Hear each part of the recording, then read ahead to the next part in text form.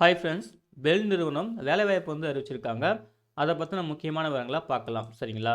என்ன போஸ்ட்டு, என்ன வேக்கன்சின்னு சொல்லிட்டு டீட்டெயிலாக வந்து பார்ப்போம். ஃபஸ்ட்டு வந்து பார்த்தீங்கன்னா ப்ரொஃபஷனரி இன்ஜினியர் அப்படின்ற போஸ்ட்டுக்கு தான் வந்து அறிவிச்சிருக்காங்க. 2 டிசிப்ளினுக்கு. ஒன்று வந்து பார்த்தீங்கன்னா எலக்ட்ரானிக்ஸ் டிசிப்ளின், இன்னொன்று வந்து பார்த்தீங்கன்னா மெக்கானிக்கல் டிசிப்ளின்.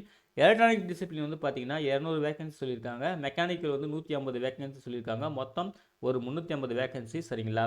இதுக்கான பேசிக் பே வந்து பார்த்தீங்கன்னா 40,000லேருந்து 1,40,000 வரைக்கும் இருக்கும்னு சொல்லியிருக்காங்க.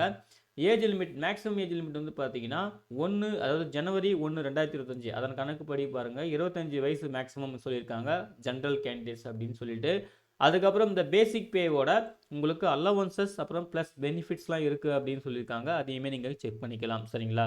ஸோ இந்த ப்ரொஃபஷனரி இன்ஜினியர் வந்து பார்த்தீங்கன்னா E2 கிரேடில் வந்து வரும் அப்படின்னு சொல்லியிருக்காங்க. அதுக்கப்புறம் எலிஜிபிலிட்டி கிரைட்டீரியா வந்து பாருங்கள். நீங்கள் வந்து எலக்ட்ரானிக்ஸ் அந்த போஸ்ட்டுக்கு அப்ளை பண்ணுற மாதிரினா நீங்கள் வந்து பிஇ, பிடெக், பிஎஸ்சி வந்து பாருங்கள் எலக்ட்ரானிக்ஸ் அண்ட் கம்யூனிகேஷன் வந்து முடிச்சிருக்கணும். அது 11ஆக முடிச்சிருந்தாலும் ஓகே அப்படின்னு சொல்லியிருக்காங்க. அதுக்கப்புறம் வந்து நீங்கள் மெக்கானிக்கல் போஸ்ட்டுக்கு வந்து அப்ளை பண்ணுறீங்கன்னா நீங்களும் பிஇ, பிடெக், பிஎஸ்சி இன்ஜினியரிங் வந்து பார்த்தீங்கன்னா மெக்கானிக்கலில் வந்து முடிச்சிருக்கணும் அப்படின்னு சொல்லியிருக்காங்க. ஓகேங்களா? அப்புறம் ரிசர்வேஷன் இந்த 350 வேகன்சி வந்து பார்த்தீங்கன்னா யூஆர் கேட்டகரிக்கு வந்து 143, இடபிள்யூஎஸ்க்கு வந்து பார்த்தீங்கன்னா 35, ஓபிசிக்கு வந்து 94, எஸ்சிக்கு 52, எஸ்டிக்கு வந்து 26 அப்படின்னு சொல்லிட்டு இந்த 350 வேகன்சி வந்து ஸ்ப்ளிட் பண்ணி கொடுத்துருக்காங்க கவர்மெண்ட் கைட்லைன்ஸ் ஃபாலோ பண்ணி. சரிங்களா? அதுக்கப்புறம் எலிஜிபிள் குவாலிஃபிகேஷன் இப்போ வந்து 2 போஸ்ட் தான் சொல்லியிருக்காங்க இல்லையா? ஒன்று எலக்ட்ரானிக்ஸு, இன்னொன்று மெக்கானிக்கல். சரிங்களா? ஸோ என்னென்ன டிசிப்ளின்லாம் வந்து அப்ளை பண்ணலாம்னு சொல்லிட்டு டீட்டெயிலாக சொல்லியிருக்காங்க. நீங்கள் அப்ளை பண்ணுற கேண்டிடேட் வந்து பார்த்தீங்கன்னா நீங்கள் ஃபஸ்ட் கிளாஸில் வந்து இன்ஜினியரிங் கோர்ஸ் வந்து முடிச்சிருக்கணும். பிஇ, பிடெக், பிஎஸ்சி இன்ஜினியரிங் வந்து முடிச்சிருக்கணும். ஃபஸ்ட் கிளாஸில் முடிச்சிருக்கணும்னு சொல்லியிருக்காங்க. அதே போல் electronics and communication, electronics and telecommunication, communication, telecommunication, mechanical இந்த டிசிப்ளின்லாம் வந்து அப்ளை பண்ணிக்கலாம் அப்படின்னு தெளிவாக கொடுத்துருக்காங்க. இந்த டிசிப்ளின் இல்லாமல் நீங்கள் வேறு பிரான்ச் படிச்சிருந்தீங்கன்னா நீங்கள் வந்து அப்ளை பண்ணக்கூடாது. சரிங்களா? அதையுமே அவங்க தெளிவாக கொடுத்துருக்காங்க. வில் நாட் பி கன்சிடர் அப்படின்னு சொல்லிட்டு. சரிங்களா? அதையும் பார்த்துக்குங்க. அதே போல் ஏஜ் கிரைட்டரியா வந்து பார்த்தீங்கன்னா அவங்க மேக்ஸிமம் 25 இயர்ஸ்னு சொல்லியிருக்காங்க இல்லையா? அதுக்கு வந்து ரிலாக்ஸேஷனும் கொடுத்துருக்காங்க கவர்மெண்ட் கைட்லைன்ஸ் படி. எஸ்சி எஸ்டிக்கு 5 இயர்ஸ், ஓபிசிக்கு வந்து 3 இயர்ஸ் சொல்லியிருக்காங்க. பிடபிள்யூடி கேண்டிடேட்டுக்கு வந்து பார்த்தீங்கன்னா 10 இயர்ஸ் சொல்லியிருக்காங்க. ஓகேங்களா? எல்லாமே கவர்மெண்ட் கைட்லைன்ஸ் படி நாங்கள் வந்து கொடுக்குறோம் அப்படின்னு சொல்லியிருக்காங்க. ஸோ கட் ஆஃப் டேட் வந்து பார்த்தீங்கன்னா அதாவது எலிஜிபிலிட்டி கிரைட்டீரியோட கட் ஆஃப் டேட் வந்து ஜனவரி 1, 2025 தான். சரிங்களா? அதன்படி தான் எல்லாமே கால்குலேட் பண்ணுவாங்க.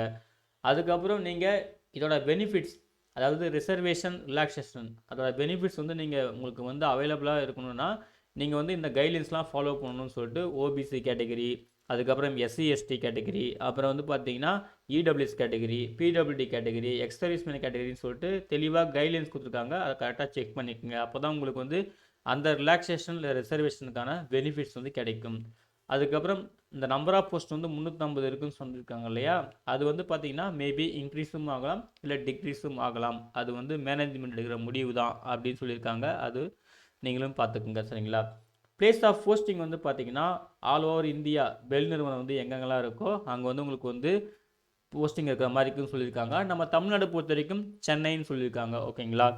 அதுக்கப்புறம் உங்களுக்கு வந்து போஸ்டிங் வந்து பார்த்தீங்கன்னா இன்கேஸ் நீங்கள் செலக்ட் ஆகிட்டிங்கன்னா உங்களுக்கு வந்து இந்த பெல் நிறுவனம் எங்கெங்கெல்லாம் இருக்கோ இந்தியாவில் வந்து அங்கே எங்கே வேணாலும் உங்களுக்கு போஸ்டிங் போகிற மாதிரி இருக்கும். ஆல் ஓவர் இந்தியாவில் எனி பிளேஸ் அப்படின்னு சொல்லியிருக்காங்க.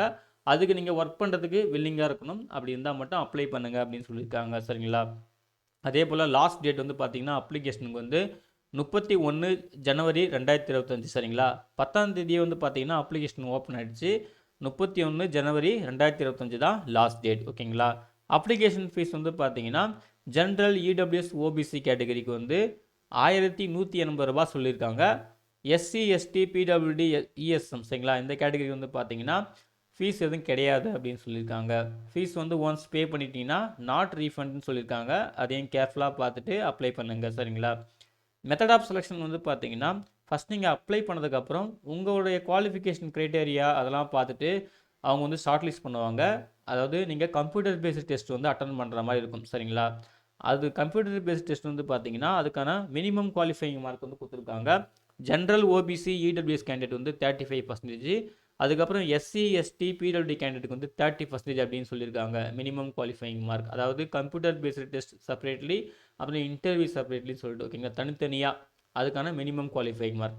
அதே போல் வெயிட்டேஜ் வந்து பார்த்தீங்கன்னா கம்ப்யூட்டர் பேஸ்டு டெஸ்ட்டுக்கு வந்து 85 மார்க்கும் இன்டர்வியூக்கு வந்து 15 மார்க்கும் இருக்கும் அப்படின்னு சொல்லியிருக்காங்க. மொத்தம் 100 மார்க் இருக்கும்னு சொல்லியிருக்காங்க. அதையுமே வந்து பார்த்துக்குங்க சரிங்களா.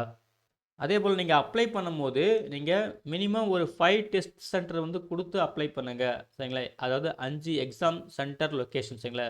அதை வந்து நீங்கள் கொடுத்து அப்ளை பண்ணணும். அவைலபிலிட்டி பொறுத்து உங்களுக்கான எக்ஸாம் சென்டர் வந்து நாங்கள் வந்து ஃபிக்ஸ் பண்ணுவோம். நீங்கள் அந்த கரெக்டாக அந்த ப்ரெஃபரன்ஸ் வந்து நீங்கள் கொடுத்துக்குங்க. மொத்தம் ஒரு 5 லொக்கேஷன்ஸ் வந்து நீங்கள் வந்து ஆப்ஷன் சூஸ் பண்ணிக்கலாம். ஒன்ஸ் நீங்கள் சூஸ் பண்ணிடணும், அதுக்கப்புறம் அதை வந்து சேஞ்ச் பண்ண முடியாது அப்படின்னு சொல்லியிருக்காங்க. ஓகேங்களா. அதே போல் கம்ப்யூட்டர் பேஸ்ட் டெஸ்ட்டுக்கான பிளான் சொல்லியிருக்காங்க. எக்ஸாம் டைம் பார்த்தீங்கன்னா 120 மினிட்ஸ் அப்படின்னு சொல்லியிருக்காங்க. மொத்தம் 125 கொஸ்டின் வந்து கேட்போம். 100 கொஸ்டின் வந்து பார்த்தீங்கன்னா உங்கள் டெக்னிக்கல், அதாவது உங்கள் சப்ஜெக்ட் ரிலேட்டடாக கேட்போம். டெக்னிக்கல் கொஸ்டின் சொல்லியிருக்காங்க. 25 கொஸ்டின் வந்து பார்த்தீங்கன்னா ஜென்ரல் ஆப்டிடியூட் அண்ட் ரீசனிங் கொஸ்டின்ஸாக இருக்கும் அப்படின்னு சொல்லியிருக்காங்க. ஓகேங்களா. ஸோ டெக்னிக்கல் தான் வந்து பார்த்தீங்கன்னா 100 கொஸ்டின்ஸ் கேட்குறாங்க 125 கொஸ்டினில் சரிங்களா. ஒரு கொஸ்டினுக்கு 1 மார்க் சொல்லியிருக்காங்க. நெகட்டிவ் மார்க் வந்து இருக்குது. நீங்கள் ராங்காக ஆன்சர் பண்ணிங்கன்னா நெகட்டிவ் மார்க் கம்பல்சரி இருக்குது. அதாவது 1/4 0.25 மார்க் வந்து ரெடியூஸ் பண்ணுவாங்க ஈச் ராங் ஆன்சருக்கு சரிங்களா. அதே போல் நீங்கள் கொஸ்டின் வந்து அட்டன் பண்ணாமல் விட்டிங்கன்னா அதுக்கு நெகட்டிவ் மார்க்லாம் அது கிடையாது. அதே போல் கொஷின் பேப்பர் வந்து பார்த்தீங்கன்னா 2 லாங்குவேஜில் செட் பண்ணுறாங்க. ஒன்று இங்கிலீஷ், இன்னொன்று ஹிந்தி சரிங்களா. அதையும் பார்த்துக்குங்க. அதுக்கப்புறம் சிலபஸ் வந்து பார்த்தீங்கன்னா உங்கள் கோர் சப்ஜெக்ட் என்னவோ, அதாவது நீங்கள் என்ன இன்ஜினியரிங் டிசிப்ளினோ அந்த டிசிப்ளின் தான் நாங்கள் வந்து கொஷின் எடுப்போம். அப்ஜெக்டிவ் டைப் கொஷின் அப்படின்னு சொல்லியிருக்காங்க. அதையுமே வந்து நீங்கள் செக் பண்ணிக்கோங்க சரிங்களா. அதுக்கு பிறகு கம்ப்யூட்டர் பேஸ்டு டெஸ்ட் மூலிமா ஷார்ட் லிஸ்ட் பண்ணுவாங்க. ஷார்ட் லிஸ்ட் பண்ண கேண்டிடேட் வந்து பார்த்தீங்கன்னா இன்டர்வியூக்கு வந்து கால் பண்ணுவாங்க. ஸோ அதுக்கான லிஸ்ட்டு வந்து பார்த்தீங்கன்னா கேண்டிடேட் லிஸ்ட் வந்து பெல் வெப்சைட்டில் நீங்கள் வந்து செக் பண்ணிக்கலாம் அப்படின்னு சொல்லியிருக்காங்க. அதுக்கப்புறம் நீங்கள் இன்டர்வியூக்கு வந்து அப்பியர் ஆகிற மாதிரி இருக்கும். நீங்கள் இன்டர்வியூலையும் செலக்ட் ஆகிட்டிங்கன்னா அப்படின்னு பார்த்தீங்கன்னா உங்கள் லிஸ்ட்டு வந்து பார்த்தீங்கன்னா அகைன் வந்து பெல் வெப்சைட்லேயே வந்து பப்ளிஷ் பண்ணுவாங்க ஆஃப்டர் இன்டர்வியூ சரிங்களா. ஸோ அப்புறம் தான் உங்களை ஃபைனலாக வந்து செலக்ட் பண்ணுவோம் அப்படின்னு சொல்லியிருக்காங்க. ஸோ கம்ப்யூட்டர் பேஸ்ட் டெஸ்ட்டும் முக்கியம் ப்ளஸ் இன்டர்வியூவும் முக்கியம். ஓகேங்களா. ஸோ ரெண்டுத்தையும் சொல்லியிருக்காங்க. எதாவது நீங்கள் வந்து அஃபிஷியல் பெல் வெப்சைட்லேயே செக் பண்ணிக்கலாம் சரிங்களா. அதுக்கப்புறம் அப்ளை பண்ணுறதுக்கான ப்ரொசீஜர் கொடுத்துருக்காங்க. அதையும் பார்த்துக்குங்க. அப்ளை பண்ணி முடிச்சதுக்கப்புறம் நீங்கள் அந்த அப்ளிகேஷன் ஃபார்ம் ஒரு பிரிண்ட் அவுட்டும் சாஃப்ட் காப்பியும், அதே போல் பேமெண்ட் அக்னாலஜ்மெண்ட் அதையுமே ஒரு பிரிண்ட் அவுட்டும் சாஃப்ட் காப்பியும் வந்து நீங்கள் சேஃபாக வச்சுக்கோங்க. கண்டிப்பாக ஃபியூச்சர் ரெஃபரன்ஸ் வந்து தேவைப்படும் அப்படின்னு சொல்லியிருக்காங்க. கரெக்டாக valid email ID mobile number கொடுத்து அப்ளை பண்ணுங்கள். அதே போல் ரெக்ரூட்மெண்ட் ப்ராசஸ் வரைக்கும் முடிஞ்ச வரைக்கும் அதை வந்து கரெக்டாக மெயின்டைன் பண்ணுங்கள் அப்படின்னு சொல்லியிருக்காங்க. ஸோ அதையும் பார்த்துக்குங்க. ஓகேங்களா. அதே போல் நீங்கள் அப்லோட் பண்ணுற அந்த பாஸ்போர்ட் சைஸ் ஃபோட்டோ வந்து பார்த்தீங்கன்னா லெஸ் தென் 3 மந்த்து ஓகேங்களா. 3 மாதத்துக்கு கீழே பழசாக இருக்கக்கூடாது அப்படின்னு சொல்லியிருக்காங்க. ஸோ ரீசன்ட் ஃபோட்டோகிராஃப் மட்டும் தான் நீங்கள் அப்லோட் பண்ணணும். அதையுமே வந்து நோட் பண்ணிக்கோங்க சரிங்களா. அதுக்கப்புறம் ஷார்ட் லிஸ்டிங் ப்ரொசீஜர் கொடுத்துருக்காங்க. நம்ம ஆல்ரெடி சொன்னது தான். அதாவது மினிமம் குவாலிஃபைங் மார்க் இருக்குது இல்லையா கம்ப்யூட்டர் பேஸ்ட் டெஸ்ட்டுக்கும் இன்டர்வியூக்கும். அது வந்து பார்த்தீங்கன்னா ஜென்ரல், ஓபிசி, இடபிள்யூஎஸ், இஎஸ்எம் கேட்டகரிக்கு வந்து 35%, எஸ்சி, எஸ்டி, பிடபிள்யூடி கேட்டகரி பார்த்தீங்கன்னா 30%. ஓகேங்களா. நம்ம ஆல்ரெடி சொன்னது தான். வெயிட்டேஜ் வந்து 85 மார்க்கு கம்ப்யூட்டர் பேஸ்டு டெஸ்ட்டு சிபிடிக்கு. இன்டர்வியூ வந்து பார்த்தீங்கன்னா 15 மார்க். ஓகேங்களா. மொத்தம் 100 மார்க். அதை அகைன் சொல்லியிருக்காங்க. அதையும் நோட் பண்ணிக்கோங்க. அப்புறம் இதுக்கு ஒன்லி இந்தியன் சிட்டிசன்ஸ் மட்டும் தான் எலிஜிபிள் அப்ளை பண்ணுறதுக்கு. அதே போல் சர்வீஸ் அக்ரிமெண்ட்டும் இருக்குது. அதையுமே வந்து செக் பண்ணிக்கோங்க.